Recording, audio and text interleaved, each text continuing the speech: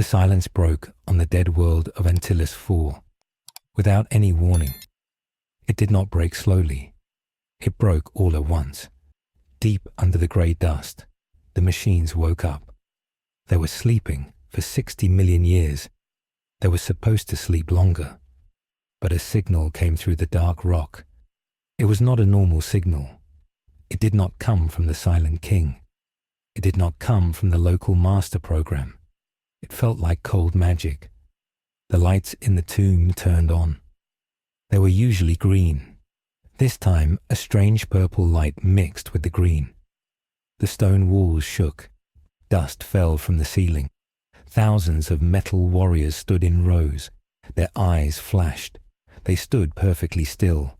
They waited for orders. A high-ranking Necron named Tech-Nuth was the first to move. He was a cryptech. He knew machines and math better than anyone in his dynasty. He checked the main computer. He wanted to know who woke them up. He looked at the command codes. He saw something impossible. The codes were being rewritten. New words appeared on his screen. They were not Necron words. They were older and darker. The name Ainz Ooal Gown appeared in the data stream. Tech-Nuth tried to stop it. He tried to delete the name. He used his staff of light to burn the code, but his metal fingers froze. The command was too strong. It felt like a god was speaking. The logic in his brain changed. He stopped fighting. He bowed his head. The entire tomb world changed its loyalty in 1 second. The ancient protocols were gone. A new master was here. High above the planet, an Imperial Navy ship floated in the dark. It was called the His Will. The ship was old and tired. The metal walls were rusty. The air smelled like recycled oil and sweat. The captain was a man named Harlan. He was tired. He had been awake for 20 hours. He was eating old bread. It tasted like dust. He looked at the radar screen. A red light started blinking. It blinked fast. The energy coming from the planet below was huge. It was bigger than a sun flare. Harlan dropped his bread. He yelled for the communication officer. The officer ran into the room. He looked scared. His uniform was torn and dirty.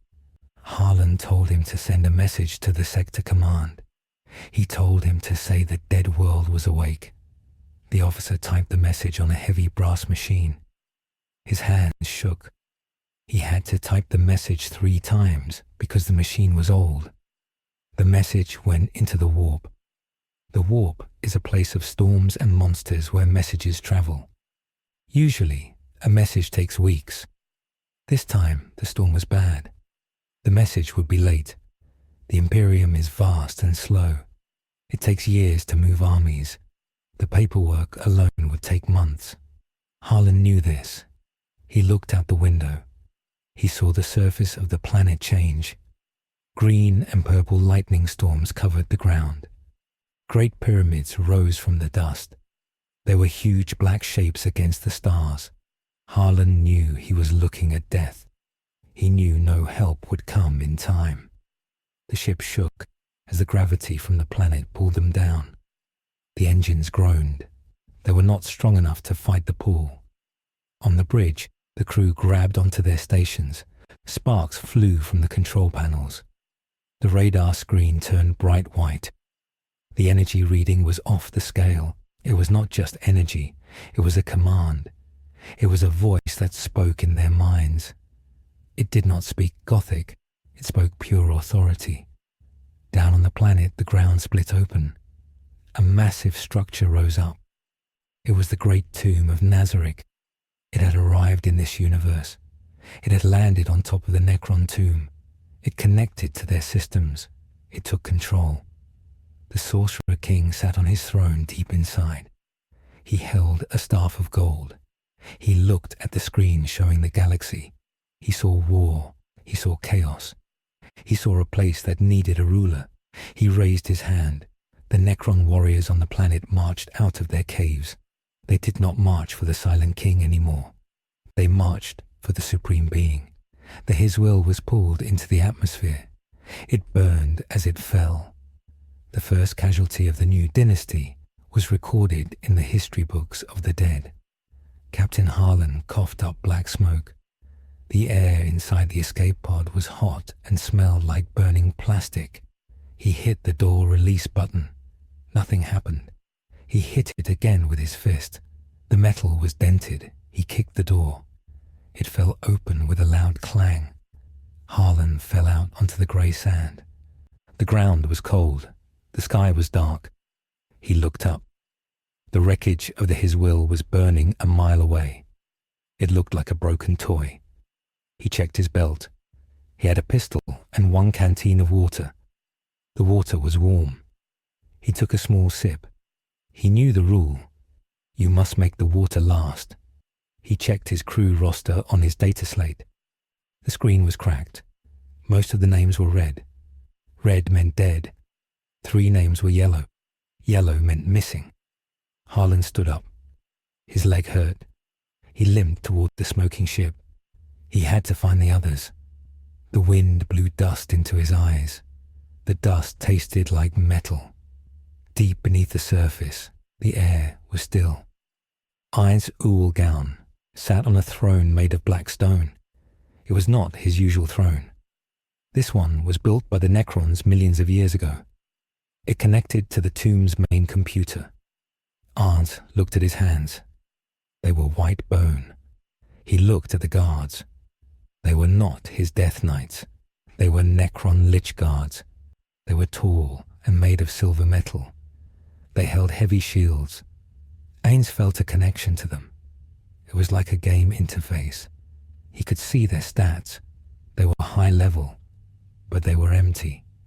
They had no souls. They waited for his command. Ainz felt nervous. He did not know where he was. He did not know if there were other players here. He touched the staff in his hand. He cast a spell to check the area. The magic flowed out. It mixed with the green energy of the tomb. The result was strange. The green light turned purple. The metal walls hummed. The tomb accepted his magic. It made the machine stronger. Demiurge walked into the room. He was a demon wearing a suit. His tail moved back and forth. He pushed up his glasses. He looked happy. He bowed to Ainz. He said the takeover was going well. He explained that the local machines were simple. They wanted a leader. They recognized Ainz as a supreme being because his power was higher than their old masters.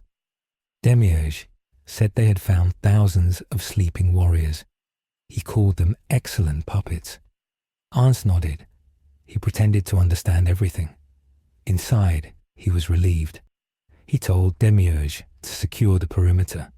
He said to be careful. He said they did not know the enemy yet. Demiurge smiled. He said he would set traps. He walked away to give orders to the metal soldiers. High in orbit, a new ship arrived. It was not an Imperial Navy ship. It was a Mechanicus ship. It was called the Iron Logic. The ship was shaped like a giant hammer.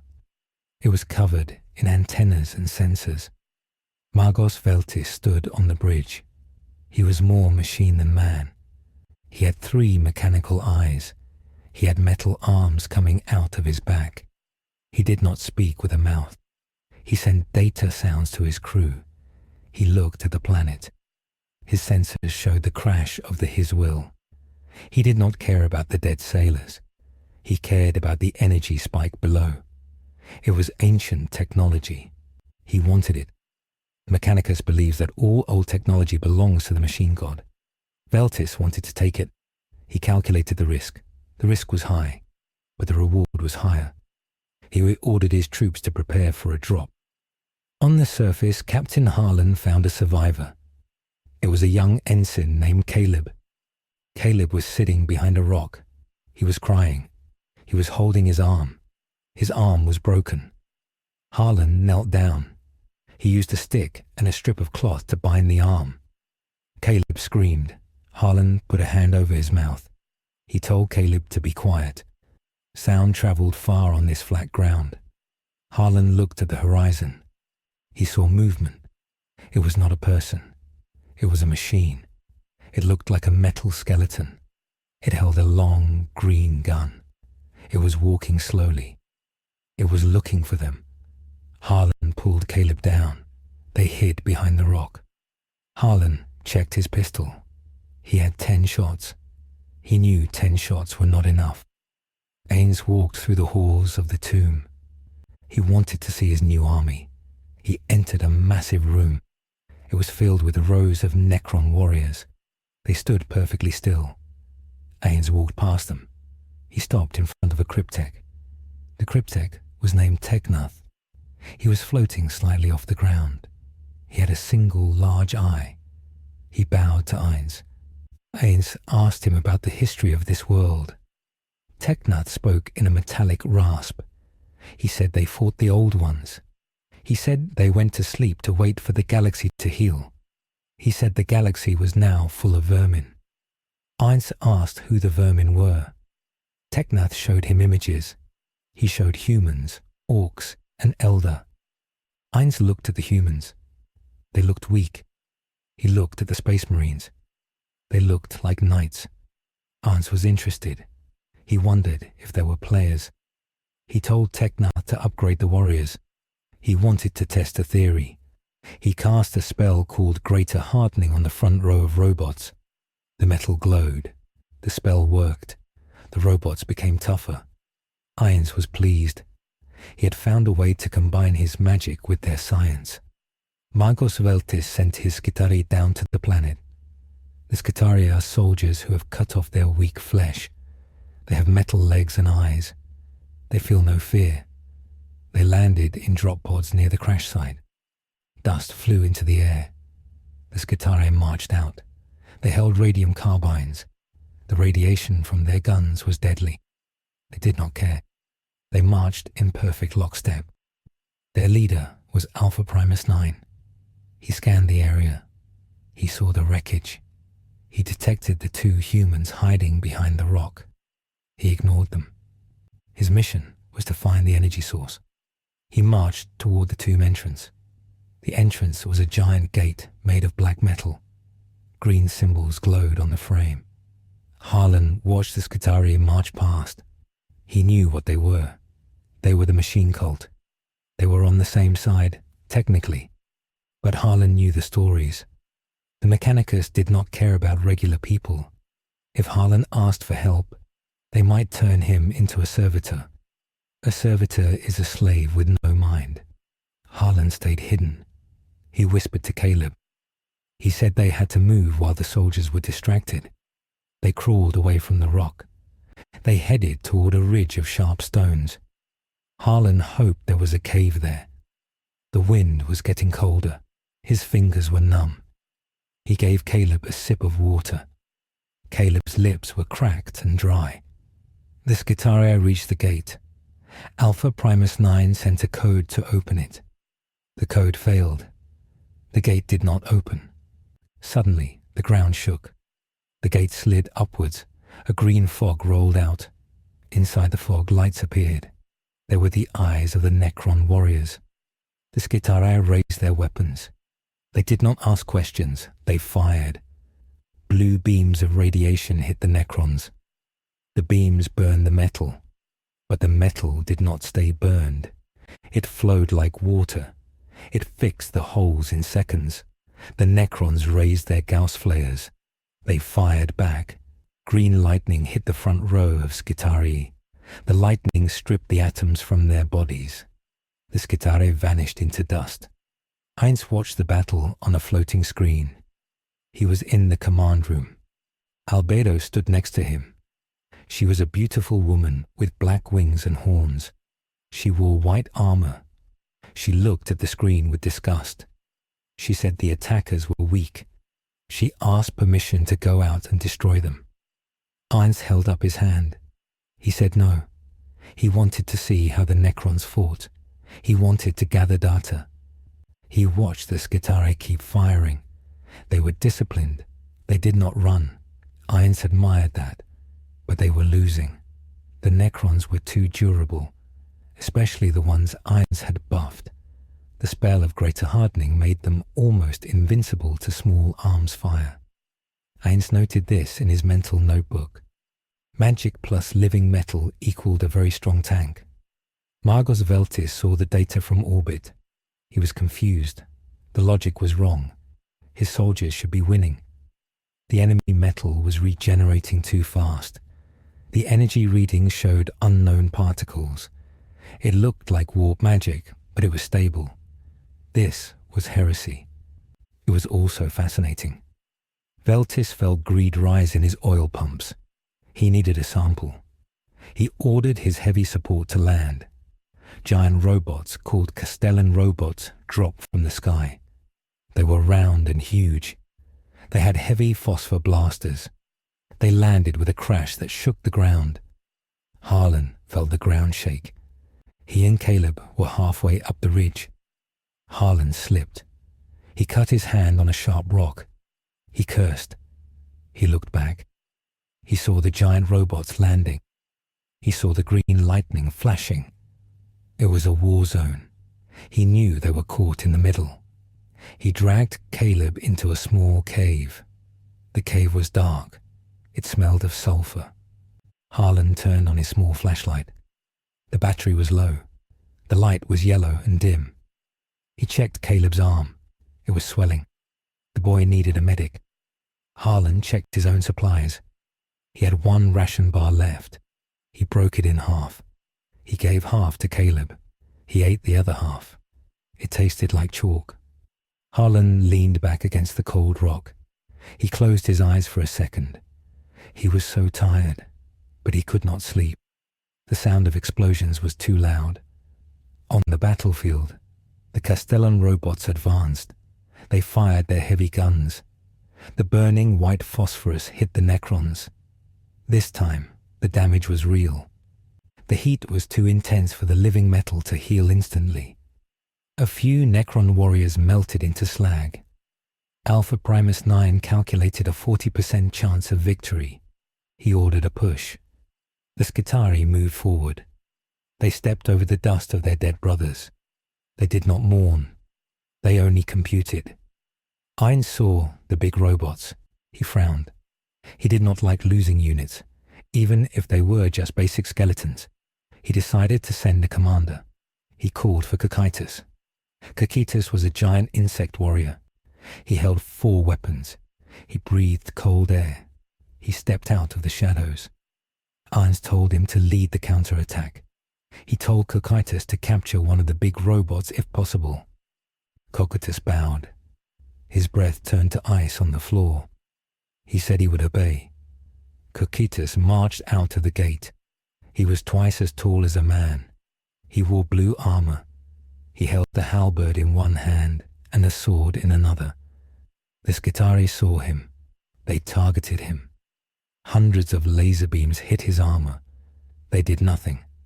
Cocytus had high-level resistance. He walked through the fire. He reached the first Castellan robot. The robot punched at him. Cocytus blocked the punch with one hand. It was a display of massive strength. With his other hand, he swung his halberd. The blade was magical. It cut through the robot's thick armor like paper. The robot fell in 2 pieces. Oil and sparks spilled out.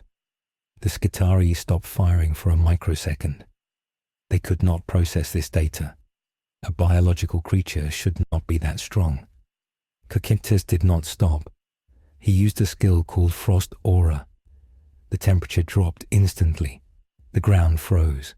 The oil in the Skitarii joints thickened. They slowed down.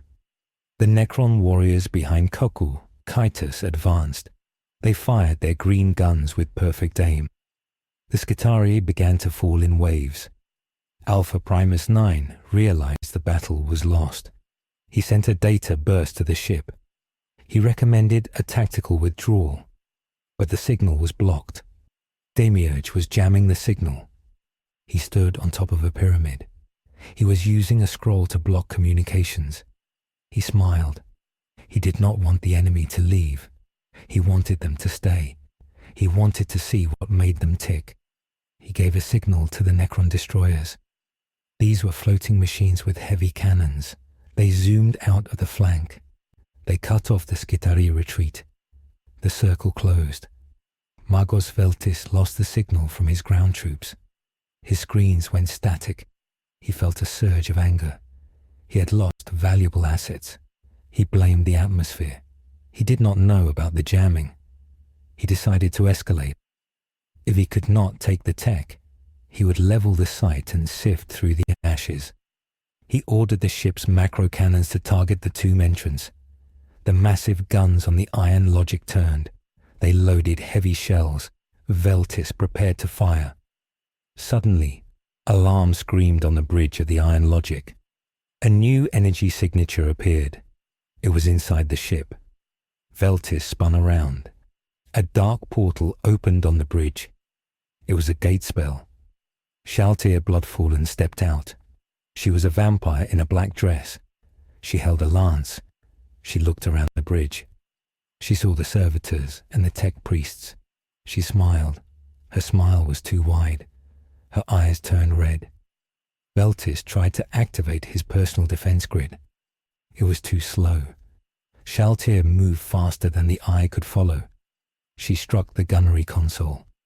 The console exploded. The ship could not fire. Veltis drew his arc pistol. He fired electricity at the vampire. The bolt hit her dress. It left a scorch mark. Shaltir laughed. She said it tickled. She dashed forward. She grabbed Veltis by his metal throat. She lifted him up. She looked at his mechanical eyes. She said she had questions. She said her master wanted to know about the machine god. Veltis tried to send a distress signal, but Shaltir crushed his vocal emitter. She threw him against the wall. The bridge crew tried to fight. It was a slaughter. Shaltir moved like a whirlwind. In 10 seconds the bridge was silent. Only Veltis was left alive, broken and sparking on the floor. Down in the cave, the noise of the battle stopped. Harlan listened. He heard nothing. No shooting. No explosions. Just the wind. He looked at Caleb. The boy was asleep or passed out. Harlan drank the last drop of water. He knew the silence was bad. It meant one side had won completely. He crawled to the cave entrance. He peeked out. He saw the battlefield. It was covered in smoke. He saw the broken pieces of the giant robots. He saw the dead soldiers. And he saw the Necrons standing in rows. They were not moving. They were waiting. Harlan saw something else. He saw a figure in a dark robe walking among the dead. The figure held a staff. It stopped by a broken robot. It touched the robot. The robot disappeared. Harlan rubbed his eyes. He thought he was hallucinating from dehydration. The robot just vanished into thin air. The robed figure turned. Harlan ducked back. His heart hammered in his chest. He felt like a mouse hiding from a hawk. Ainz put the Castellan robot into his inventory. He was happy. He could use this for parts. He looked at the carnage. It was a good victory. His forces took 0 casualties. The enemy was destroyed. He had a prisoner in orbit. Shaltir had messaged him. She had the leader. Ainz felt confident. He had established a base. He had resources. Now he needed information. He looked at the horizon. He saw the faint smoke trail of the crashed human ship. He remembered the survivors. He wondered if they were worth catching. He decided to wait. He had bigger plans. He turned back to the tomb. The heavy gate closed behind him. The purple and green lights faded. The desert was quiet again. Harlan waited for an hour. Nothing moved. He went back to Caleb. He shook the boy. Caleb woke up. He was hot. He had a fever. Harlan knew they had to move. They needed water. They needed a radio. Harlan helped Caleb stand up. They walked out of the cave. They walked away from the tomb. They walked into the endless grey desert. Harlan looked at his compass. It was spinning wildly. The magnetic field was messed up. He looked at the stars. He picked a direction that looked like north. He did not know what was north. He just walked, one foot in front of the other. The only sound was their breathing and the crunch of boots on sand. They were alone on a dead world with a new god, and the god was hungry. Deep in the tomb, the production line started. Ainz had given the order. The scarabs began to eat the rock. They broke it down into atoms. They built new forms. They did not build just Necron warriors. They built statues of Ainz. They built walls with the crest of Ainz Ooal Gown. The tomb was changing. It was becoming a dungeon. Ainz sat on his throne. He opened the system menu. He looked at the map of the sector. It was huge. There were thousands of worlds. Ainz felt a spark of greed. In Yggdrasil, he had a guild. Here, he had an empire waiting to be taken. He decided to start slowly. He would take this system first. Then he would see what the neighbors were like. He tapped his finger on the arm of the throne. The sound echoed in the silent hall. It was the sound of a clock starting. The galaxy had a new player, and he was not playing by the rules. 3 weeks passed in the dark void. The silence from the Antilles system was a problem. It was a hole in the map. Sector Governor Varus sat in his high tower on the hive world of Thracian. He looked at the report. It was stamped with red wax. The Mechanicus ship Iron Logic was missing. The Imperial Navy patrol ship, his will, was missing. Varus was an old man. He had thin grey hair and shaking hands. He did not like mysteries. Mysteries meant heresy. He signed a paper. The paper authorized a force investigation. He did not send the guard. The guard was too slow. He sent a request to the Iron Hands. The Iron Hands were space marines. They were close. They liked machines. They would want to know what happened to the Mechanicus ship. Varus put down his pen. He drank cold tea. He thought the problem was solved. He did not know he had just fed the fire. Deep in the tomb, Ainz Ooal Gown was busy. He was learning. He stood in a large chamber filled with green light. He held a piece of blackstone in his hand. The stone was cold. It felt dead. But when he pushed magic into it, the stone ate the magic. It was a nullifier. Ainz was careful. He was a level 100 player. He knew that items that cancelled magic were dangerous. He put the stone in a box. He looked at his new subjects. A group of Canoptech wraiths floated nearby. They looked like metal snakes with claws. Ainz had tested a spell on them. He used haste. The spell worked. The wraiths moved so fast they blurred. Ainz was happy. The Necrons were immune to fatigue. They could fight forever. If he buffed them with magic, they became the ultimate army. Demiurge entered the room. He held a scroll. He looked pleased. He said the defenses were ready. He had built a dungeon layout in the upper tunnels. He called it the Tomb of Horrors. He wanted to test it. He told Ainz that intruders were coming. The sensors picked up warp signatures.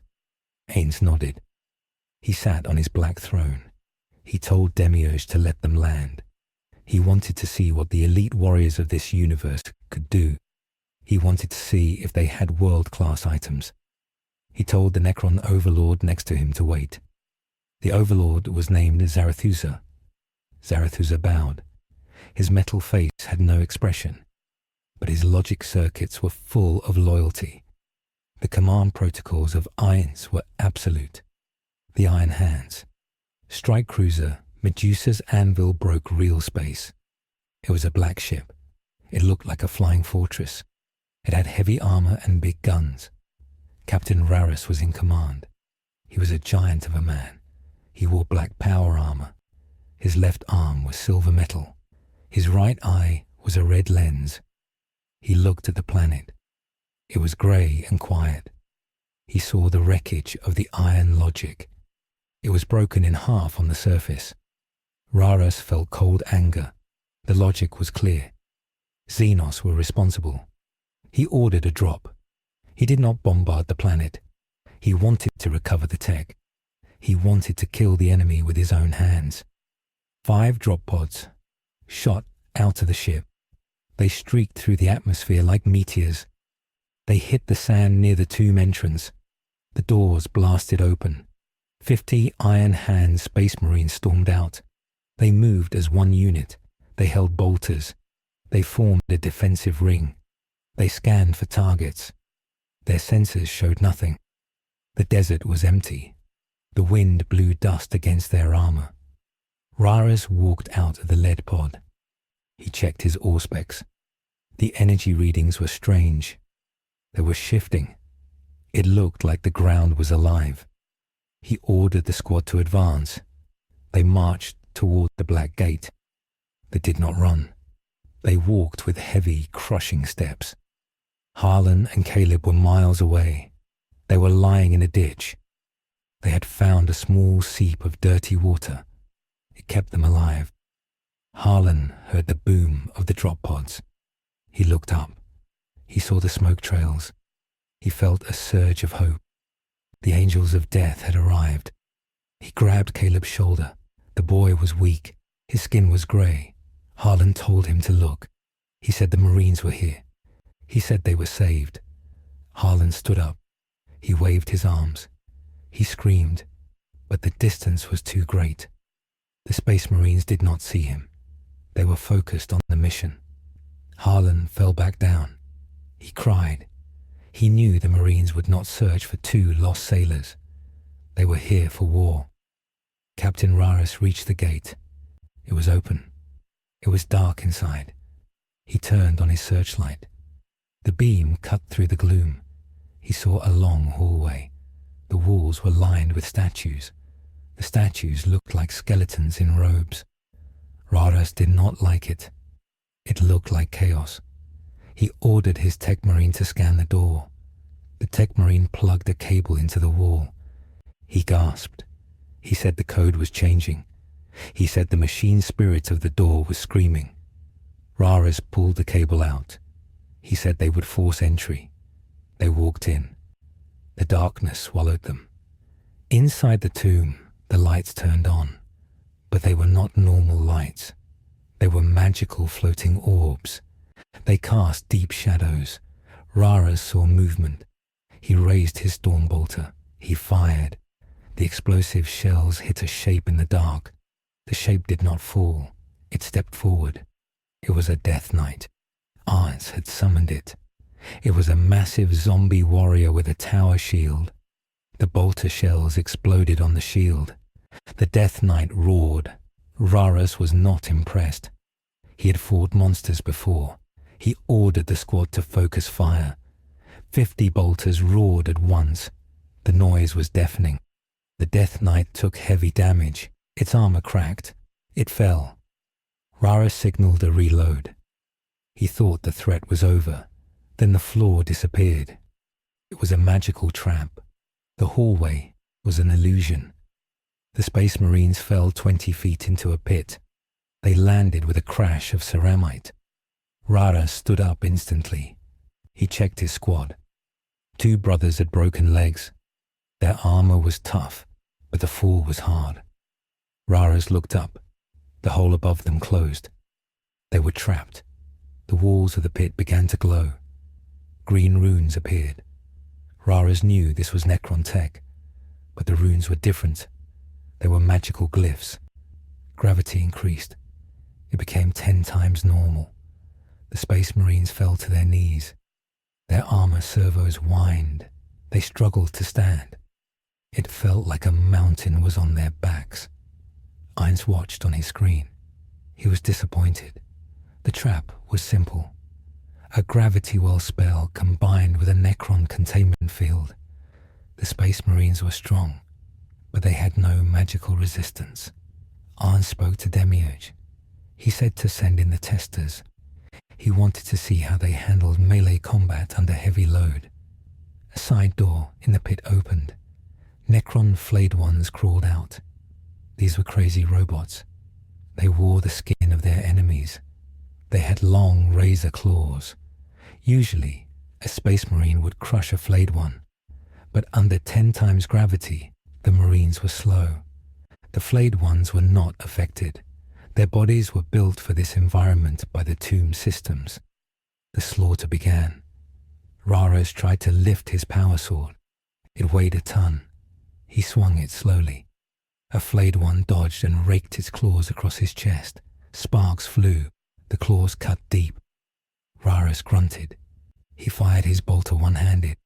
He blew the head off the robot, but 3 more jumped on him. His brothers were fighting hard. They used their combat knives. They punched with metal fists, but they were too slow. Brother Kale was pulled down. The robots tore at his joints. They ripped his armor open.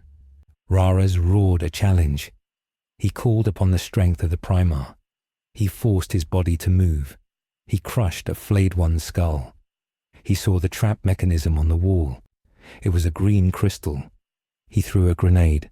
The grenade flew in a short arc. It hit the crystal. It exploded. The gravity field broke. The Space Marines stood up. They were angry. They were unleashed. They moved like lightning. They tore the remaining flayed ones apart in seconds. Rares checked his squad. 5 dead. 45 left. He was furious. This was not a battle. It was a game. He ordered them to breach the wall. They used melter bombs. The wall melted. They stepped into a large arena. In the center of the arena stood a small girl. She wore a white suit. She had different colored eyes. It was Aura Bella Fiora. She held a whip. She smiled. She looked like a child. Rares hesitated. The Codex Astartes said destroy the alien. But this looked like a human child. It was a trick. Aura cracked her whip. The ground shook. 2 massive beasts jumped from the shadows.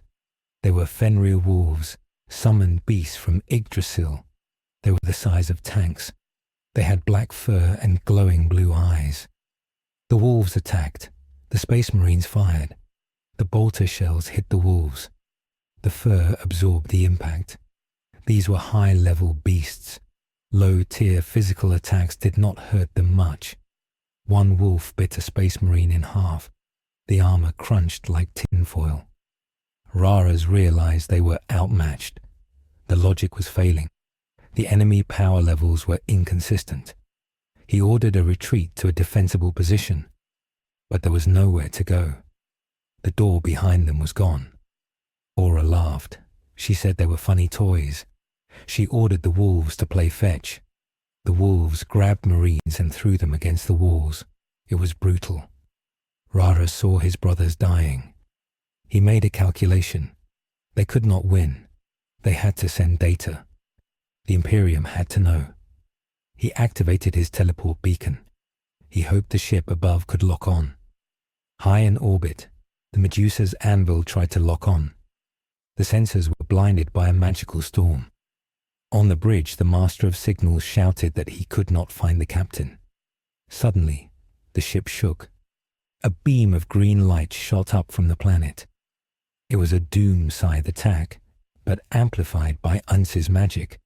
The beam hit the ship's void shields. The shields popped. The beam cut through the hull. It sliced the engine room. The massive ship listed to the side. Fires broke out.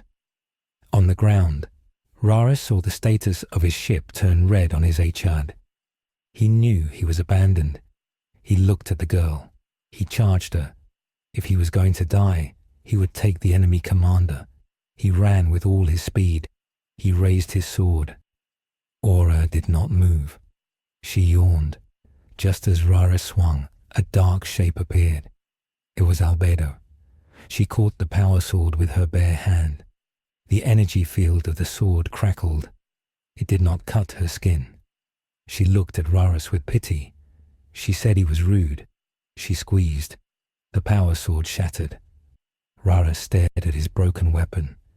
Albedo punched him in the chest.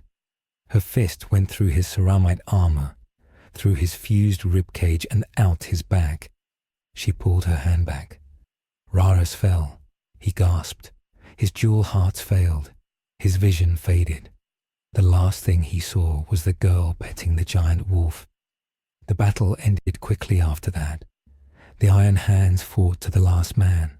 They did not surrender. They died standing. Silence returned to the tomb. Ainz walked into the arena. He looked at the bodies of the Space Marines. He was impressed.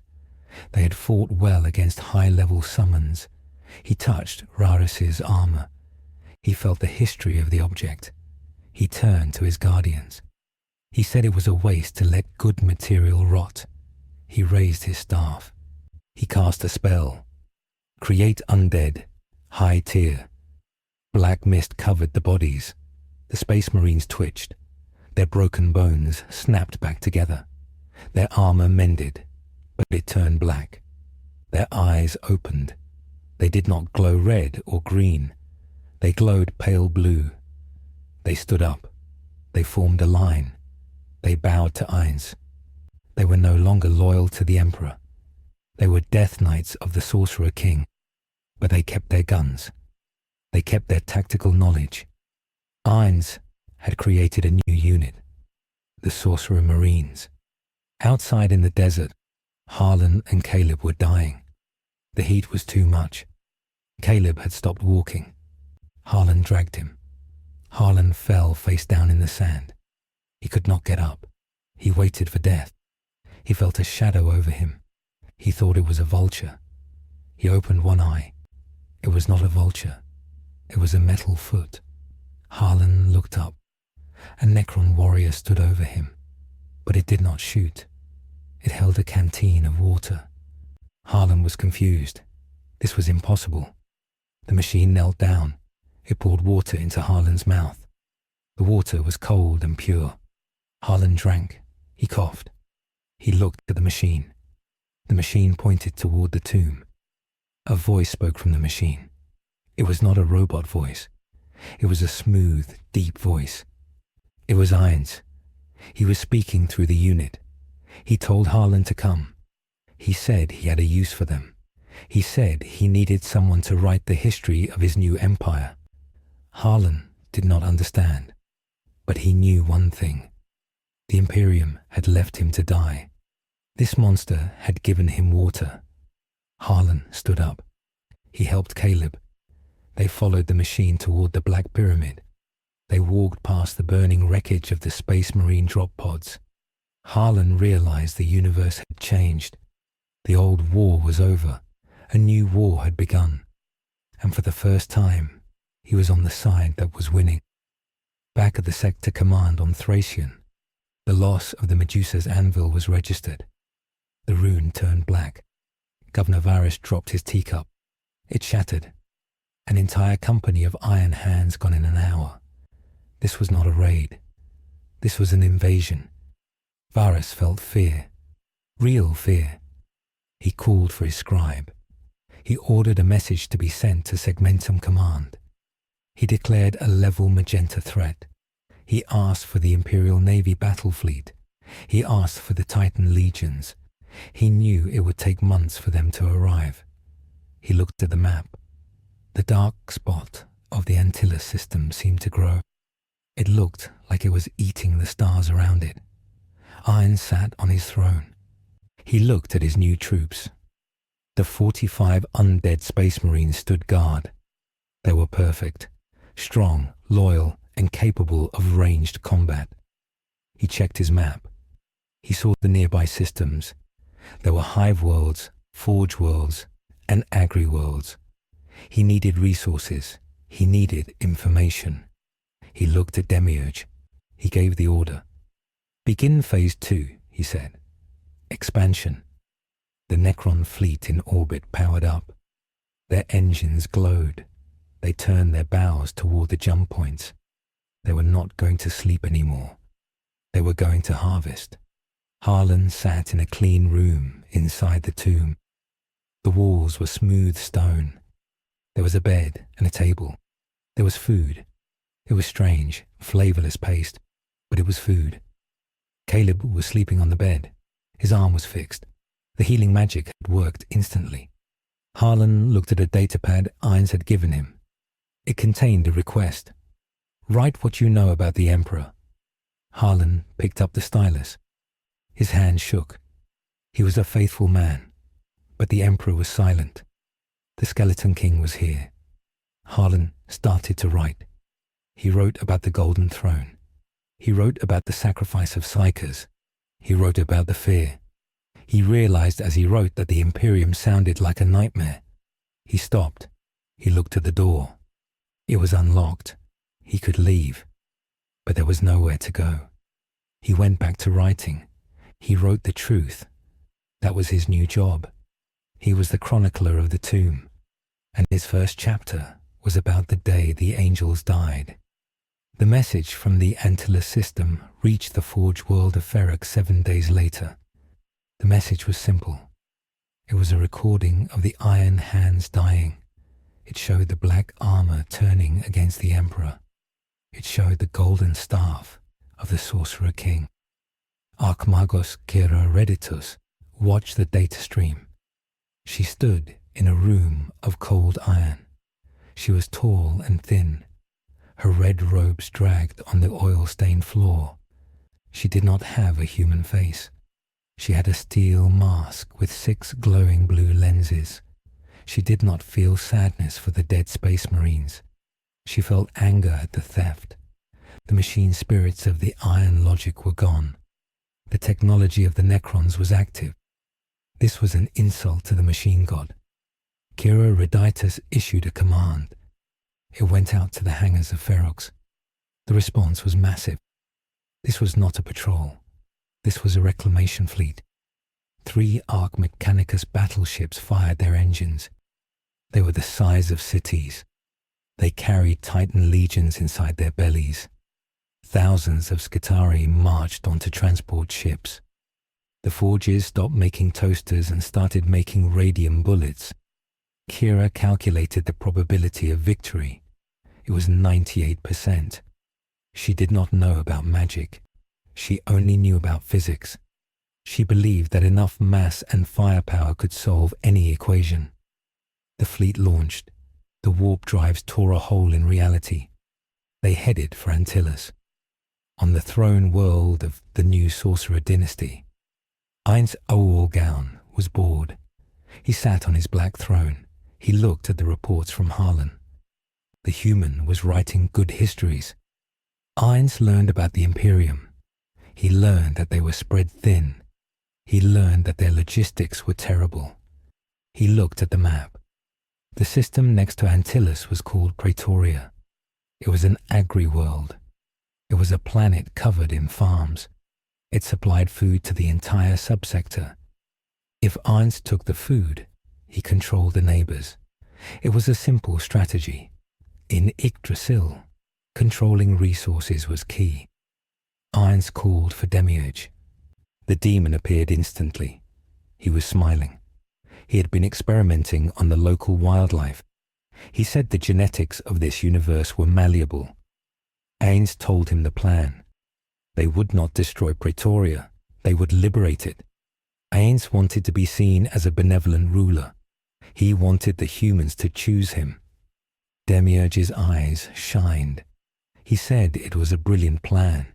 He said he would prepare the Happy Farm protocols just in case, but he would focus on diplomacy first. Ainz felt a stomachache, even though he had no stomach. He hoped Demiurge understood what diplomacy meant. Ainz decided to lead this mission himself. He wanted to test his new flagship. The Necron builders had finished it. It was a Cairn-class tomb ship, but modified. Ainz had added cash shop items to the hull. It was now immune to critical hits. It had magical shields layered over the void shields. He named the ship the Ainz Ooal Gown. It was shaped like a giant crescent moon made of black metal and green crystal. It launched from the planet. A fleet of 50 smaller Necron scythe ships followed. They moved silently.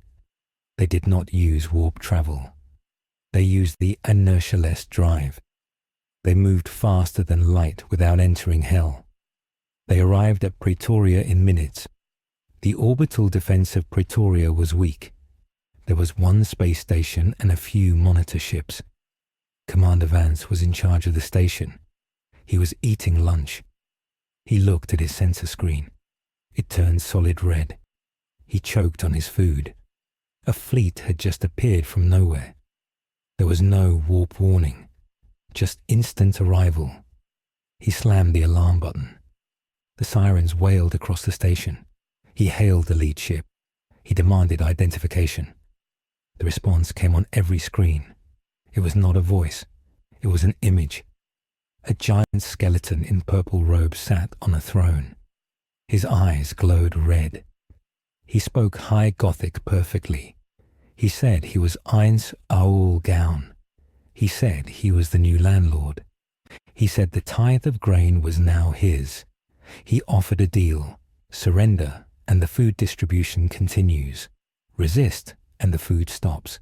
Commander Vance was a loyal Imperial officer.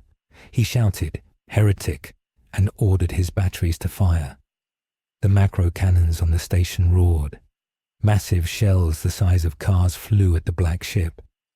They hit the magical shields. Bright blue light flashed. The shells dissolved. They did not explode. They just vanished. Ainz had cast a high-tier defensive spell called the Wall of Jericho around the ship. Physical projectiles could not pass. Commander Vance watched in horror. The black ship fired back. It did not use a death ray. It used a spell. Ainz pointed his staff at the screen. He cast sleep.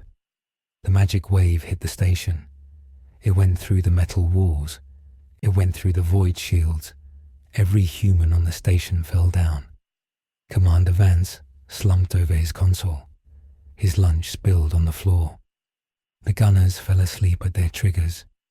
The station went silent. It was captured without a single drop of blood. Ainz was pleased. He liked efficiency. He ordered his troops to board and secure the facility. On the surface of Pretoria, the planetary governor saw the sky turn dark. The Necron ships descended. They blocked out the sun. The governor called the Imperial Guard regiments. Pretoria had millions of soldiers. They were not elite, but they were numerous. They dug trenches in the wheat fields. They set up heavy bolters among the corn. They waited for the robots to land. Ainz did not send robots. He sent the sorcerer's hands. The 45 undead space marines dropped from the sky. They did not use drop pods. They used fly magic. They floated down like dark angels. They landed in the middle of the defensive line. The Imperial Guardsmen froze. They saw the black power armor. They saw the symbol of the iron hands. They thought they were saved. A sergeant ran forward. He saluted. He asked for orders. The lead undead marine was the former Captain Raras. His face was pale blue under his helmet. He looked at the sergeant. He did not speak. He raised his bolter. He fired. The sergeant exploded. The other guardsmen screamed. Panic spread like a virus. The space marines were killing them. The symbols of the Emperor were killing them. Their morale broke instantly. Ainz watched from his ship. He nodded. Psychological warfare was super effective. Then the sky tore open. The Mechanicus fleet from Ferox had arrived. They were late, but they were heavy. The 3 Arch Mechanicus ships exited the warp. They saw the Necron fleet in low orbit. Archmagos Red T2s did not hesitate. She ordered the Nova cannons to fire. These were weapons that fired miniature black holes. They were planet killers. She did not care about the farms. She cared about destroying the Xenos. Ainz felt the energy spike. He looked up. He saw the 3 massive projectiles coming. They were fast. He could not dodge. He stood up on the bridge. He raised his staff. He had activated a world item. He had brought a few from the treasury. This one was called Depiction of Nature and Society. It could rewrite reality in a local area. He targeted the space between his fleet and the incoming shots. The reality warped. The empty space became a solid wall of adamantine. It was miles thick. The Nova cannon shells hit the wall. The explosion was blinding. It looked like a second sun had been born. The shockwave rattled the planet below. But the wall held for a microsecond. That was enough. The energy dissipated. The wall vanished. Ainz was safe. Archimagos Reditus computed an error. Her strongest weapon had failed. She recalculated. She ordered the Titan transport ships to launch. She would take the fight to the ground. She believed the Necrons could not fight god machines. The coffin ships dropped. They carried warlord Titans.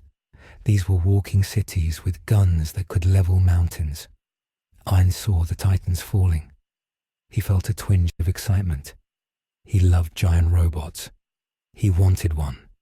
He called Gargantua. Gargantua was a strategic siege golem from the 4th floor of Nazarick. It was a stone giant, hundreds of feet tall. Ainz summoned it directly to the surface.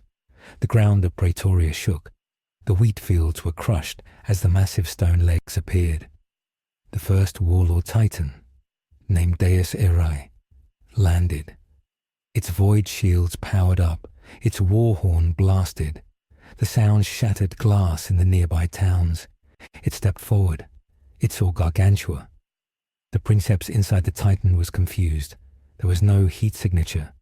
It was just a rock. But the rock was moving. Deus Irae fired its volcano cannon. The beam of magma heat hit the golem. The stone glowed red, but it did not melt. Gargantua had high magic resistance and massive health points. It picked up a rock the size of a house. It threw it. The rock hit the Titan's void shields. The shields flared and popped. The sheer mass was too much. Ainz cast a spell from orbit. Create undead. Ghost ship. He targeted the wreckage of his will that he had brought along in his inventory. The broken Imperial ship materialized in the air above the battlefield.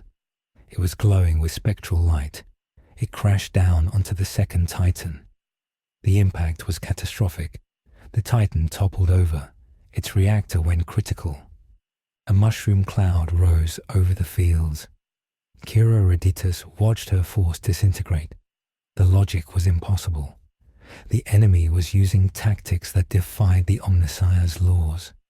She decided to use the forbidden weapon. She had a cache of radiation warheads. They would poison the planet for 10,000 years. If she could not have the tech, no one would. She ordered the launch. Ainz saw the launch tubes open on the Arc Mechanicus. He knew what was coming. He could not let them ruin his new farm. He decided to end this. He used a super tier spell. He began the incantation. Clock faces appeared around his ship. The casting time was long, but his Necron ships protected him. They formed a shield wall. They took the hits from the Mechanicus macro batteries. The Necron living metal burned and healed. Shub Nigorath, Ainz whispered. The spell completed. A black cyclone appeared in the middle of the Mechanicus fleet. It did not suck them in. It simply applied the instant death effect. The crews of the ships were not high level. They were servitors and tech priests. They dropped dead instantly. The ships were left drifting. The silence was absolute, but the spell was not done. The tribute was paid. From the black cyclone, the dark young appeared. These were not the usual goats. In this universe, the spell adapted. The dark young formed from the metal of the dead ships. They were tentacled horrors made of plasteel and warp stuff. They latched onto the Arc Mechanicus ships. They began to eat the hulls. Kira Redita stood on her bridge. Her crew was dead. She was alone. Her logic circuits tried to find a solution. There was none. A tentacle of metal smashed through the bridge window. It wrapped around her. She felt the cold logic of the Ainz Ooal Gown dynasty. It was colder than hers. She was crushed. The battle was over. The Mechanicus fleet was drifting scrap. The Titans on the ground were destroyed or captured. Ainz looked down at Pretoria. The governor was weeping in his palace. The people were hiding in their basements. Ainz spoke to the entire planet. He used a loudspeaker spell. Citizens of Pretoria, the Imperium tried to destroy you, to kill me. I saved you. I am Ainz Ooal Gown. I do not require your worship. I require your grain. Go back to work. Produce food for my armies, and you will live under my protection. You will never fear the Xenos again, for I am the king of Xenos. The people looked at the burning wreckage of the Titans. They looked at the spectral ships in the sky. They made a choice. It was the only choice. They went back to the fields. In the sector capital of Thracian, the lights flickered. The food shipments from Pretoria were late. Governor Varus received the report. Pretoria had fallen. The Mechanicus fleet was gone. The breadbasket of the sector was in enemy hands. Varus looked out his window at the hive city. Billions of people lived there. They needed to eat every day. Without Pretoria, they would starve in a month. Starvation meant riots. Riots meant rebellion. Rebellion meant the Inquisition. Varus sat down. He felt old. The chain reaction had started. The loss of one system was tragic. The loss of the food was fatal. He realized the strategy of the enemy. It was not just conquest. It was a siege. The Sorcerer King was strangling them. Varus looked at the pistol on his desk. He thought about using it. Then his door opened. An inquisitor walked in. He wore a wide-brimmed hat and a long coat. He had a rosette on his chest. His name was Silas Thorn. He looked at Varus. He knew everything. He had agents everywhere. Thorn did not look afraid. He looked interested. "Put the gun away, Governor," Thorn said. "Suicide is a crime against the Emperor. We have work to do. This new enemy is not a simple alien. It uses the warp, but it is not chaos. It uses machines, but it is not Mechanicus. It is something new, and I want to dissect it." Thorn threw a file on the desk. It was a picture of Harlan's writings. A spy had beamed it out before the blockade. Thorn pointed at the text. "This creature calls himself a supreme being. He claims to have killed gods. We need to call the Grey Knights, and we need to prepare for Exterminatus. If we cannot retake Pretoria, we must burn it. We cannot let the rot spread." Varus trembled. Exterminatus meant killing billions of faithful citizens. It meant destroying the sector's food forever. "But we will starve," Varus whispered. Thorn smiled. It was a cruel smile. "Better to starve as men than live as cattle for a monster. Send the signal. The astropaths must scream until terror hears us." On Antilles, Harlan finished a new chapter. He wrote about the Battle of the Titans. He wrote about the black wind that killed the fleet. He felt a strange pride.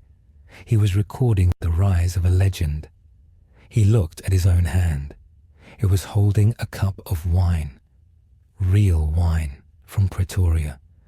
The quality of life in the tomb was improving. Caleb was learning to repair Necron warriors. They were becoming part of the machine. Harlan wondered if he was still human. He looked at the Necron Lord walking past his door. The Lord nodded at him. Harlan nodded back. He realized he didn't care about being human anymore. He just wanted to see what happened next. The ink on the page was wet. The title of the chapter was The Hunger of the Empire. The hunger on the hive world of Thracian was a physical weight. It had been 2 months since the grain ships stopped coming from Pretoria. The rations were cut in half, then half again. The workers in the manufactums fainted at their machines. The corpses were recycled into starch, but it was not enough. Governor Varus stood on his balcony. The smog was thick. He could hear the low rumble of the city. It was not the sound of industry anymore. It was the sound of anger.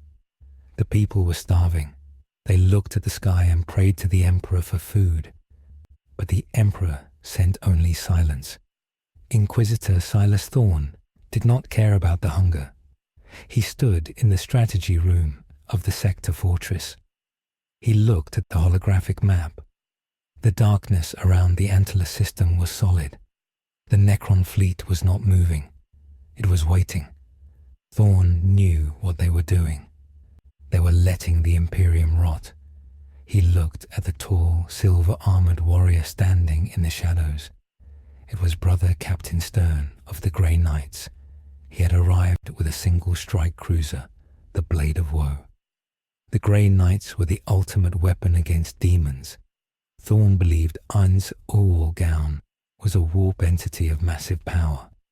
Thorn pointed a gloved finger at Pretoria on the map. He said the planet was lost. He said the population was corrupted. He said they were feeding the beast. Stern nodded. His helmet was a knight's helm of burnished silver. He spoke with a voice like a grinding stone. He said the taint must be cleansed. He agreed to the plan. They would not try to retake the planet. That would cost too many lives. They would execute it. They would launch cyclonic torpedoes. These weapons would burn the atmosphere.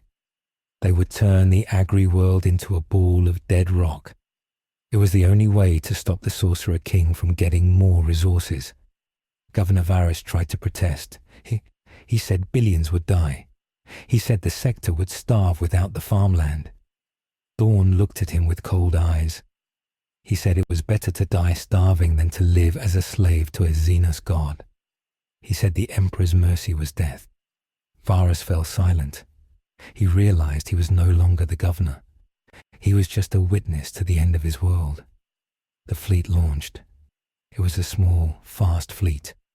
1 Grey Knight strike cruiser and 3 Inquisition black ships. They ran silent. They used secret warp routes known only to the Ordo Malleus. They bypassed the Necron patrols. They exited the warp at the edge of the Pretoria system. They powered their engines to maximum. They were on a suicide run. Their goal was not to survive. Their goal was to drop the torpedoes and die. At Tadchillan, on Pretoria, the harvest was the best in history. Ainz Ooal Gown had used druidic magic to bless the soil. The wheat grew in days, not months. The weather was controlled. There were no storms. The people worked hard. They were afraid, but they were full. They ate fresh bread. They saw the Necron warriors patrolling the fields. The machines did not hurt them. They only killed the giant rats and the bandits. The people started to whisper. They said the Skeleton King was better than the governor. They said he kept his promises. Ainz was in his office on the flagship. He was reading a report from Demiurge. The report said the Happy Farm experiment was producing high-quality parchment from the skins of captured ogrins. Ainz sighed. He did not like the details. He stamped the paper. Suddenly, the red alert light flashed. Albedo stormed into the room. She was wearing her full armor. She held her black axe. She said a hostile fleet had appeared. She said they were charging the planet. Ainz looked at the screen. He saw the 4 ships. They were moving incredibly fast. He saw the energy signatures. They were not charging guns. They were arming a payload. Ainz checked his knowledge of Yggdrasil mechanics. This looked like a world item activation or a super-tier magic startup. He realized they were going to destroy the map. He felt a spike of panic. If they blew up the planet, he lost his farm. He lost his base. He lost his reputation. He could not let that happen. He looked at the distance. His fleet was on the other side of the planet. He could not intercept them with ships. He had to use magic. But standard spells had a range limit. He had to make a choice. He could teleport away and save himself. That was the safe play. Or he could defend the asset. Ainz looked at the image of the wheat fields. He looked at the humans working there. He remembered Touch Me, his old guildmate. Touch Me always played the hero. Ainz adjusted his robe. He decided to play the hero too. Not because he cared about the humans, but because he hated losing property. The Inquisition ships reached the firing point. Inquisitor Thorn slammed his hand on the rune. The launch bays opened. 2 cyclonic torpedoes dropped into the void. They were massive cylinders of doom. They fired their thrusters. They screamed toward the planet. Thorn prayed to the Emperor. He waited for the fire. Ainz stepped out onto the balcony of his ship. He was in high orbit. He could see the torpedoes coming. They were fast. He raised his staff. He activated a specific ring on his finger. It was a cash shop item called Shooting Star. It allowed the user to use the spell, Wish Upon a Star. Without experience point cost, Ainz felt the magic drain from the ring. He spoke his wish clearly. He did not wish for the torpedoes to vanish. That might fail against a world item-level tech. He wished for the space between the torpedoes and the planet to expand. The reality of the void twisted. The distance stretched. The torpedoes were moving at thousands of miles per hour, but suddenly the planet was 1,000,000 miles away. It was a spatial distortion. The torpedoes burned their fuel. They kept flying, but they could not cross the infinite gap Ainz had created. They ran out of propellant. They drifted harmlessly in the new empty space. Thorn watched the sensors. He did not understand. The torpedoes just stopped. They were floating in a dead zone. The planet was untouched. He pounded the console. He screamed that it was sorcery. Brother Captain Stern stepped forward. He said the time for bombs was over. He said the enemy was right there on the Black Crescent ship. He said they would board. He said they would kill the head of the snake. The Grey Knights gathered in the teleportarium. There were 20 of them. They were the best of the best. They wore Terminator armor. They held Nemesis Force halberds. These weapons were tuned to destroy souls. They chanted the rites of banishment. They locked onto Ainz's energy signature. Stern gave the order. The world dissolved in a flash of white light. Ainz was still on the balcony. He felt the disturbance. He knew this feeling. It was a teleportation attack. He cast Body of Effulgent Beryl. This spell negated 1 instance of bludgeoning damage completely. It was a precaution. The white light exploded on his deck. The Grey Knights materialized. They did not pause. They charged. Brother Captain Stern was in the lead. He swung his halberd. It crackled with psychic lightning. He aimed for Ainz's skull. Ainz did not move. The halberd hit his shoulder. The green barrier of the spell flashed. The attack was nullified. Stern's eyes widened behind his helmet. That strike should have banished a greater demon. Ainz looked at the attackers. He saw their silver armor. He felt the holy energy radiating from them. It burned his skin slightly. He realized these were players, or at least elite NPCs with holy builds. He was an undead. Holy was his weakness. He had to be careful. He cast fly and retreated into the air. "Filthy warp spawn," Stern shouted. "Die by the Emperor's wrath." The Grey Knights fired their storm bolters. The shells were blessed. They hit Ainz's magical shields. The shields held, but the mana cost was high. Ainz analyzed them. They had high resistance to magic. They had high physical attack. They were dangerous. Ainz decided to test their limits. He cast Black Hole.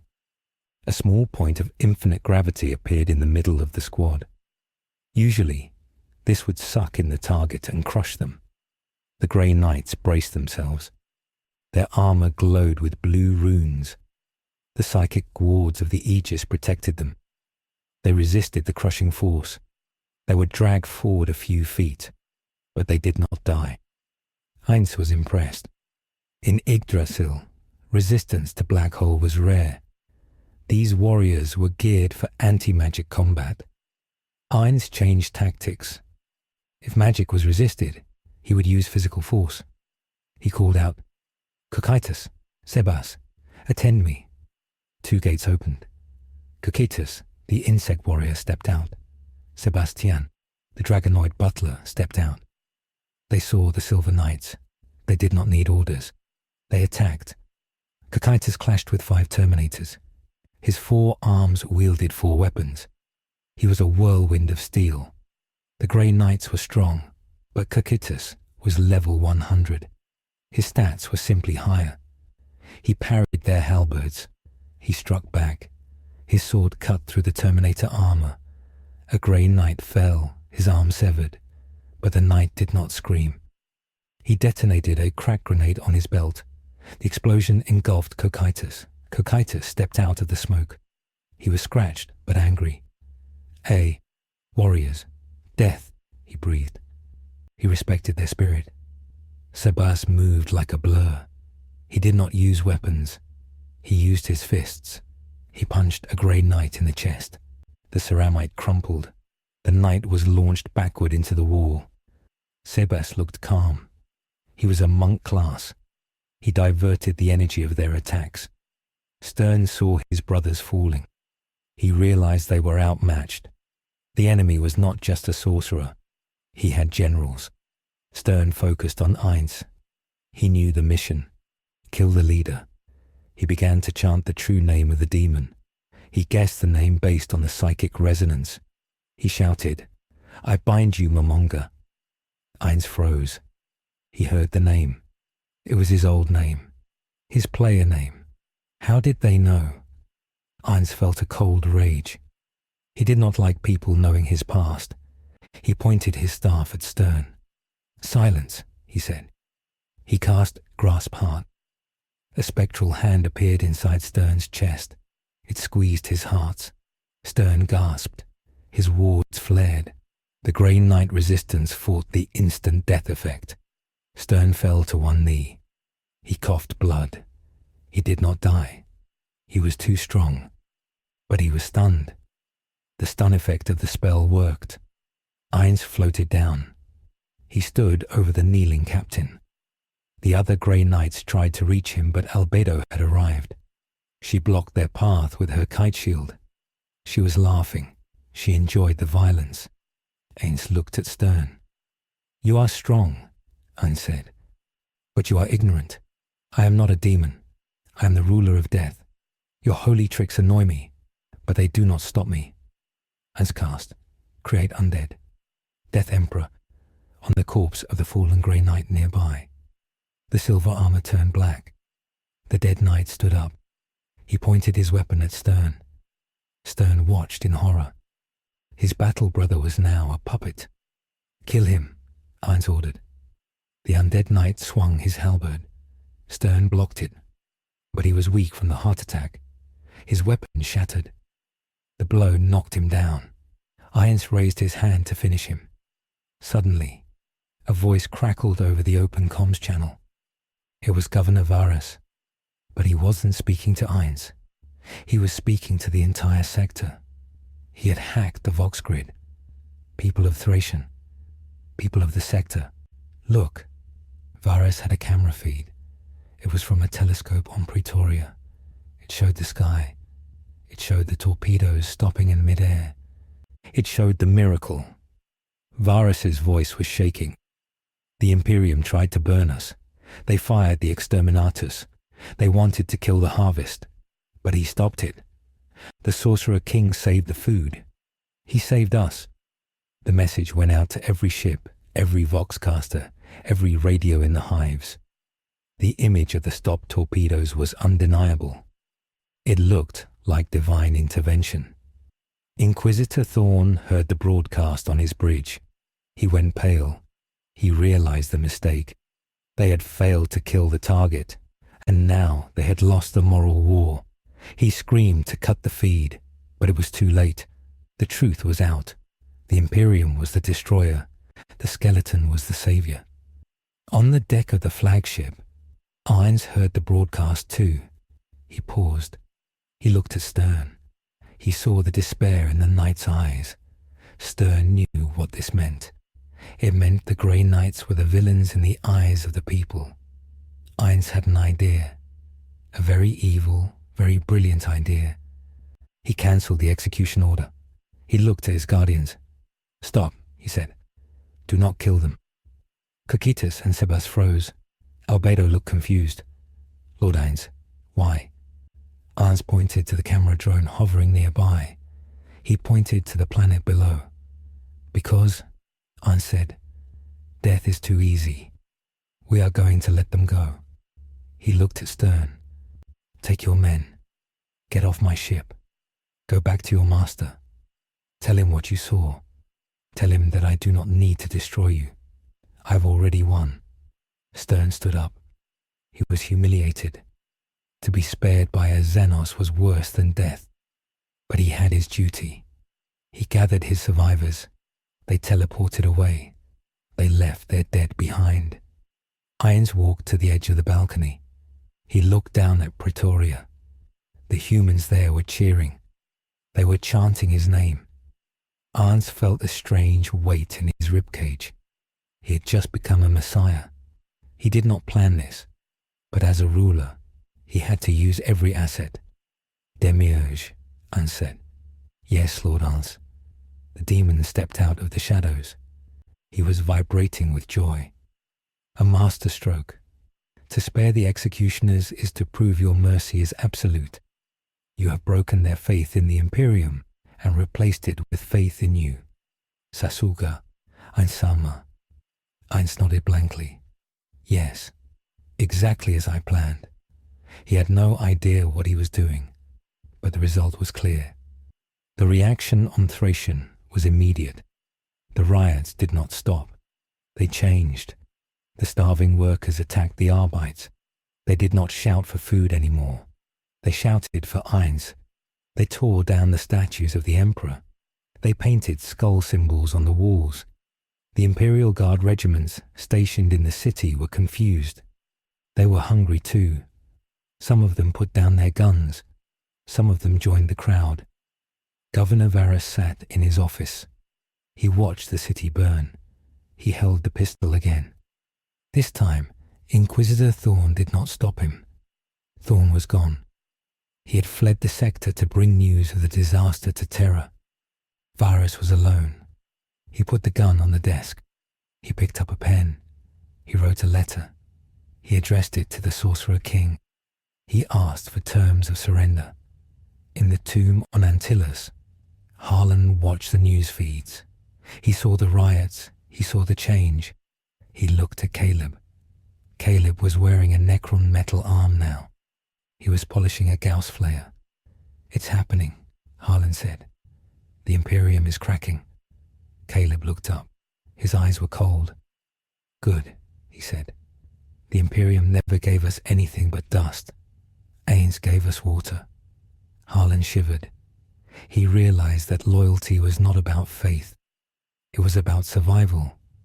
And Ainz Ooal Gown was the master of survival. Ainz returned to his throne room. He felt tired. The fight with the Grey Knights had been scary. He checked his MP. He was down to 60%. He needed to rest. But there was no time. The map was changing. The sector was turning purple. He had to manage the expansion. He looked at the item he had looted from the dead Grey Knight. It was a purity seal. It was made of wax and parchment. It had a prayer to the Emperor on it. Ainz touched it. The wax melted. The paper burned. He dropped it. "Albedo," he said, "prepare the fleet. We are going to Thracian. We are going to accept their surrender." Albedo smiled. "And if they do not surrender?" Ainz looked at the stars. "Then we will show them the goats again." The whisper of 1 billion souls changing gods. The Imperium had relied on fear. Ainz had used something stronger. He had used results. The blockade was broken. The food ships were loading up on Pretoria. They were heading to Thracian. They carried grain, and they carried the word of the new king. The greatest weapon in the galaxy was not a torpedo. It was a loaf of bread given to a starving man. As the fleet moved out, Ainz sat back. He wondered if there were other players out there. If there were, they were being very quiet. He hoped they stayed that way. He was beginning to like this game. He opened his console. He looked at the XP he gained from the Grey Knights. He was capped, of course, but the world influence meter was rising. It was now at sector threat. The next level was segmentum threat. Ainz tapped his fingers. He wondered how high it could go. He decided to find out. On the bridge of the fleeing Inquisition ship, Brother Captain Stern removed his helmet. His face was scarred. He looked at the shrinking planet of Pretoria. He felt the shame burning in his chest. He had failed. He had met the enemy, and the enemy had shown him pity. He gripped the railing. "We will return," he whispered, "and next time we will bring the Primarch." But he knew it was a hollow threat. The Primarchs were gone. The Emperor was silent, and the skeleton was awake. The long war had just gotten much longer, and for the first time in 10,000 years, the Imperium was the underdog. Stern closed his eyes and prayed, but he could not get the image out of his head. The image of the torpedoes stopping, the image of a God who answered prayers. He wondered, in the darkest part of his soul, if they were fighting on the wrong side. He crushed the thought, but the seed was planted, and seeds, like the wheat on Pretoria, tend to grow. The void above the hive world of Thracian did not stay empty for long. The vacuum tore open. It was not the clean, silent arrival of the Necrons. It was the violent, bleeding wound of warp travel. The Imperial Navy had returned. They did not bring food. They brought fire. Lord Admiral Krov stood on the bridge of the Apocalypse-class battleship, the Divine Right. He was a man made of scars and gold braid. He looked at the planet below. It was a grey sphere covered in the sores of hive cities. He saw the smoke rising from the districts. He saw the lack of order. He held a rosette given to him by the High Lords of Terror. His orders were absolute. The sector was infected. The infection was spiritual and physical. The Sorcerer King had turned the population away from the God Emperor. The punishment for heresy was death. Krov did not blink. He ordered the fleet to assume bombardment formation. Hundreds of cruisers and destroyers moved into a grid. They aimed their macro cannons at the hive cities. They were not aiming at military targets. They were aiming at the population. The logic was cold. If the people belonged to the enemy, the people were the enemy. Better to kill them all than let them feed the Xenos war machine. Governor Varus watched the sky from his tower. He saw the ships. He knew the silhouettes. They were his own people. He keyed the Voxcaster. He begged them to stop. He said the city was loyal. He said they were just hungry. Admiral Krov did not answer. He blocked the frequency. He watched the targeting cogitators lock on. The red runes turned green. He opened his mouth to give the order to fire. A shadow fell over the Divine Right. It was not a cloud. It was a moon. The Necron world engine, the Ainz Ooal Gown, decloaked directly above the Imperial fleet. It was massive. It dwarfed the battleship. Its crescent shape looked like a jaw ready to snap. Along with it came the scythe fighters, swarming like locusts, but they did not fire. Ainz Ooal Gown sat on his throne within the ship. He watched the Imperial fleet. He felt a deep disappointment. He had hoped they would try to retake the planet. That would be normal war. But they were preparing to slaughter their own workers. It was wasteful. It was inefficient. It made him angry. In Yggdrasil, killing low-level mobs for no XP was bad etiquette. Here, it was just stupid. Ainz stood up. He tapped the staff of Ainz Ooal Gown. The 7 gem snakes on the staff writhed. He decided to end this farce. He would not use a spell of mass destruction. He would use a spell of mass control. He looked at the Guardian Overseer. "Albedo," he said. "Connect me to their flagship. Force the connection." Albedo bowed. She tapped a console. The magical signal pierced the void shields of the Divine Right. It hijacked the voxcasters. It hijacked the screens. On the bridge of the Divine Right, every screen went black. Then the face of the Sorcerer King appeared. The flaming red eyes stared at Admiral Krov. The bridge crew froze. The commissars reached for their bolt pistols, but they did not know who to shoot. "Admiral," Ainz's voice boomed. It was deep and regal. "You are about to destroy my property. I cannot allow that." Krov shook off the shock. He was a veteran of 50 campaigns. He yelled at the screen. "Xenos filth, you have corrupted this world. I am here to cleanse it. I will burn you and your puppets to ash." Ainz tilted his skull. "Cleanse it? You are going to kill billions of human beings. Is that your duty, to be the butcher of your own species?" "It is mercy," Krov shouted. "Better death than slavery to a monster." Ainz laughed. It was a dry, rattling sound. "I have fed them. I have protected them. You brought them starvation, and now you bring them bombs. Who is the monster, Admiral?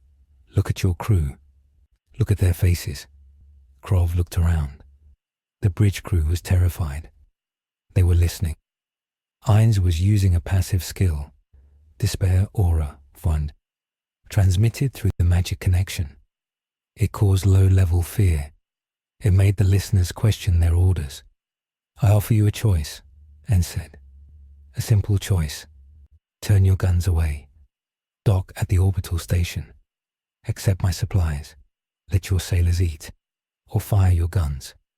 If you fire a single shot, I will not kill you. I will not destroy your ships. I will take them, and I will turn every man and woman under your command into an undead servant. You will serve me forever, not as free men, but as rotting corpses trapped in your own bodies." The threat hung in the air. It was specific. It was horrifying. The Imperial Creed promised that the Emperor protected the soul, but Ainz spoke with the authority of a god who owned the soul. Krov gritted his teeth. "The Emperor protects," he whispered. He slammed his hand on the firing stud. "Fire! All batteries! Fire!" The gunnery crews hesitated. They looked at the screens. They saw the skeleton. They heard the promise of eternal slavery. They looked at the planet where their families might be. The hesitation lasted only a second, but a second is a long time in war. In that second, Ainz acted. He did not fire a laser. He cast a super tear spell. He had been preparing it since. He decloaked. He used a cash shop item to skip the casting time. Creation, glacial world. Ainz targeted the space around the Imperial fleet. The vacuum of space is already cold, but this was magical cold. It was the freezing of time and motion. A wave of blue energy washed over the grid. It did not freeze the ships in ice. It froze the energy. The plasma in the macro cannons solidified. The electrons in the cogitators stopped moving. The engines died. The Divine Right went dark. The artificial gravity failed. The crew floated in the dark. Only the life support systems remained active. Ainz was careful. He did not want to break the toys. He just wanted to take the batteries out. Ainz turned to Demiurge. "Board them. Take the command staff. Leave the sailors alone." Demiurge smiled. "It shall be done." Hundreds of portals opened on the decks of the Imperial ships. They were gate spells. Out of them marched the Soul Eaters. These were terrifying skeletal horses surrounded by an aura of fear. They did not attack. They just stood there. The sailors floated in zero gravity, staring at the monsters.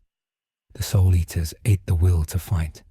The sailors dropped their weapons. They surrendered in silence. On the bridge of the Divine Right, a portal opened. Sebastian stepped through. He was dressed in his butler uniform. He looked out of place among the floating crew and the drifting cogitators. Admiral Krov drew his power sword. He pushed off the wall. He flew at Sebas in 0G. Sebas caught the Admiral by the throat. He stopped the charge with one hand. He looked at Krov with pity. "Please do not struggle," Sebas said. "My master wishes to speak with you in person." Sebas tapped the Admiral's neck. Krov fell unconscious. Sebas looked at the bridge crew. "The battle is over. You will not be harmed. Food will be distributed shortly." The crew did not cheer. They floated in the dark, weeping. They had lost, but they were alive.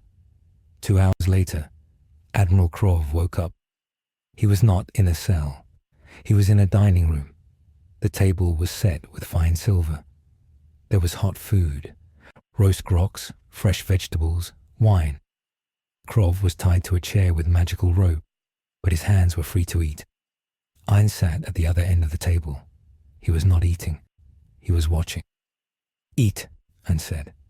Krov stared at him. "I will not break bread with the Xenos." "It is not Xenos bread," Ainz said. "It is wheat from Praetoria, grown by human hands, harvested by your people. It is the best harvest in 500 years. Krov looked at the food. His stomach rumbled. He had been on campaign rations for months. He took a bite of the meat. It was delicious. He felt tears prick his eyes. He hated himself for it. "Why?" Krov asked. "Why spare us? You could have destroyed the fleet." Ainz leaned forward. The red lights in his eyes dimmed. He looked serious. "Because I am a collector, Admiral. I collect rare things. A fleet of this size is rare. But more importantly, I am a pragmatic ruler. The Tyranids are coming from the galactic south. The Orcs are gathering in the Octarius sector. Chaos spills from the Great Rift. The galaxy is burning." Ainz gestured to the map on the wall. It showed the threats. "The Imperium is failing," Ainz said calmly. "You are fighting a losing war. You burn your own worlds to save them. You starve your own people to feed the guns. It is a bad strategy. It is mathematically unsound." "And you have a better way," Krov sneered. "Yes," Ainz said. "I offer stability. In the Sorcerer's Kingdom, there is no starvation. There is no crime. There is only service. I do not ask you to renounce your emperor. Worship him if you like. I do not care about your religion. I care about your efficiency." Ainz placed a document on the table. It was a treaty. "This sector is now mine. The Antilles sector. I claim it. I will defend it. I will feed it. In exchange, you will stop attacking me. You will take your fleet, and you will go to the border. You will fight the Tyranids. You will fight the Orcs. You will do what you were born to do. You will protect humanity from the monsters that actually want to eat them." Krov looked at the paper. It was madness. A Xenos warlord telling the Imperial Navy to go do its job. "And if I refuse?" Krov asked. "Then I turn you into a Death Knight," Ainz said simply. "And I give your ship to a skeleton who will fly it better than you. And I will send your head to Terra in a box." Krov looked at Ainz. He looked for the lie. He saw only cold, absolute confidence. He realized that Ainz was right. The Tyranids were a threat to existence. Ainz was a threat to management. Krov picked up the pen. His hand shook. He was signing his death warrant with the Inquisition. But he was saving his crew.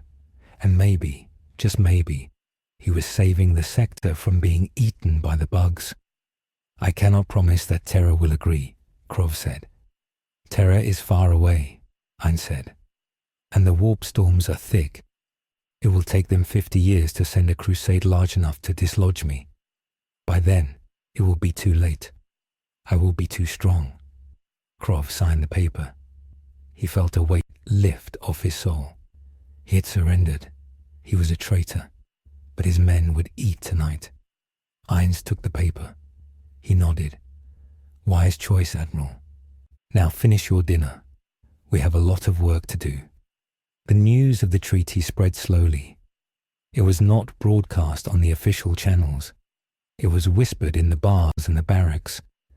The Imperial fleet did not destroy Thracian. It refueled. It took on crates of grain stamped with the seal of Ainz Ooal Gown. And then it left. It headed for the fringe, to fight the Xenos threats that were not offering treaties. Governor Varus was not executed. He was retired. He lived in a villa on Praetoria. He wrote his memoirs. He wrote about the transition. He called it the Quiet Conquest. On Thracian, the statues of the Emperor were not torn down. They were just moved to the side. New statues were built in the main squares, statues of a robed skeleton holding a staff.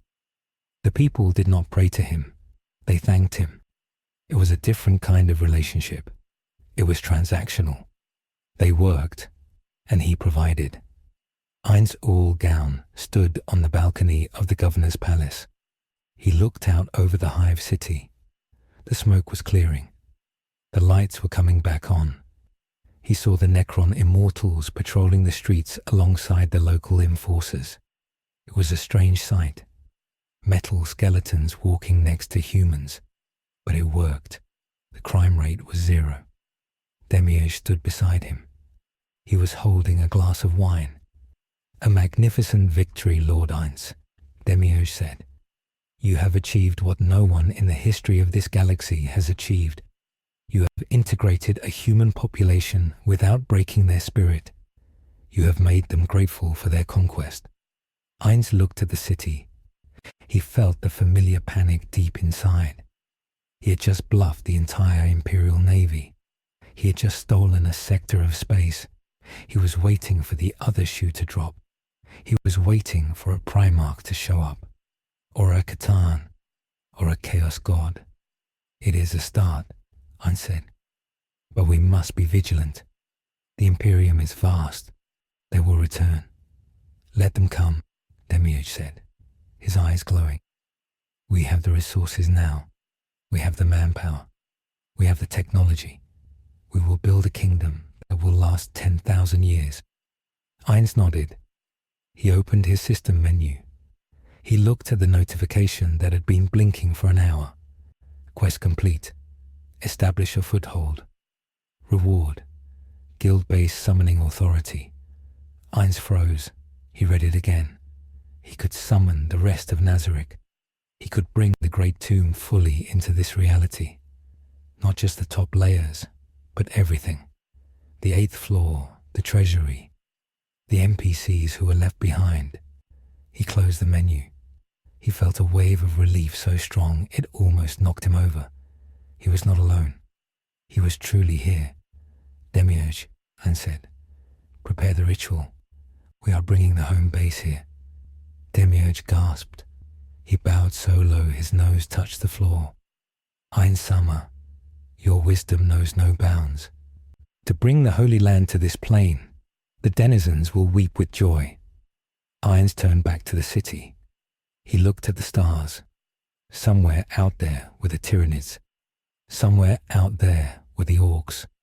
Somewhere out there was the Golden Throne. Ainz clenched his skeletal hand. He felt the power of his items.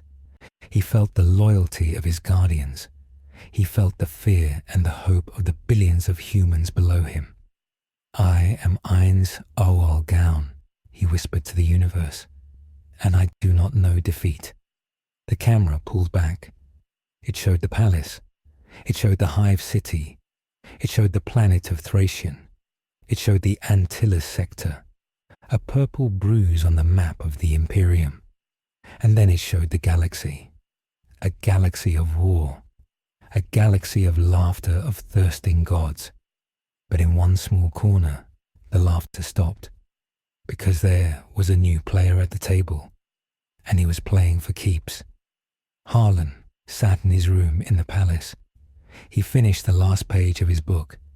He closed the heavy leather cover. He picked up a quill and wrote the title on the spine in gold ink. The Chronicle of the Sorcerer King, Volume 1. He set the book on the shelf. There was an empty space next to it. Space for Volume 2. Harlan smiled. He looked at his metal hand. He flexed the fingers. They made a soft, whirring sound. "Long live the king," Harlan said. He blew out the candle. The room went dark, but outside, the city was bright with the lights of a new era. The silence of the dead world was gone. The noise of the living had returned, and under the gaze of the Overlord, life, strangely, found a way. The strategic map updated one last time. Faction added. The Sorcerer's Kingdom. Status, active. Threat level, Omega. The game was on. The year is late, M42. 3 centuries have passed since the loss of the Antilles sector. The file in the Imperial archives on Terra is thick with dust. It is marked with 3 vermilion stamps. They read, Excommunicate Traitoris. They read Xenos Horrificus. They read Do Not Approach. Junior Scribe Tullius picked up the data slate with trembling hands. He was deep beneath the Imperial Palace. His job was to sort the records of lost wars. He looked at the map of the segmentum.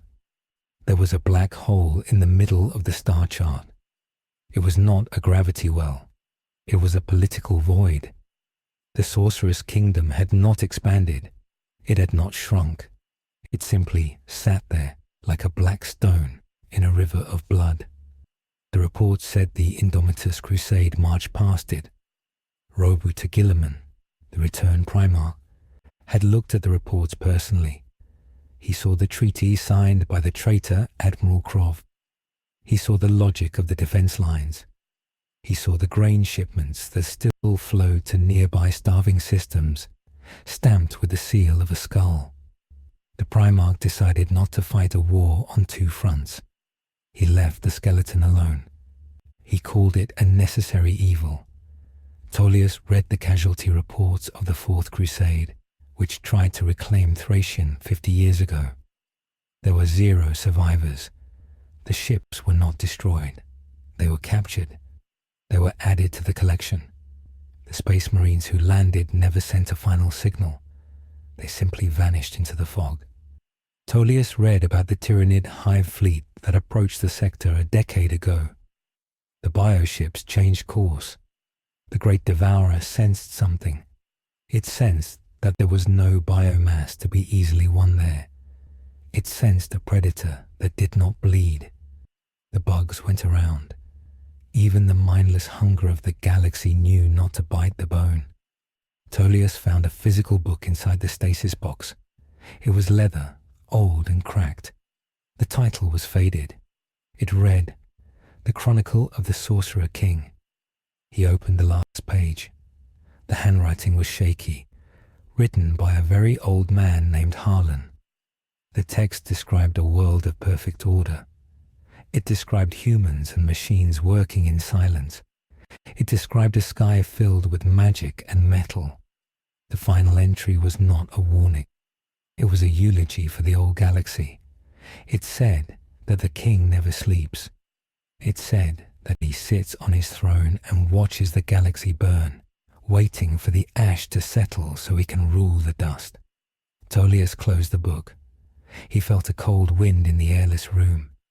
He felt he was being watched from light years away. He put the book back. He marked the file as resolved. He knew the truth. The Imperium was fighting to survive the long night. But in the Antilles sector, the night had already won, and the night was patient.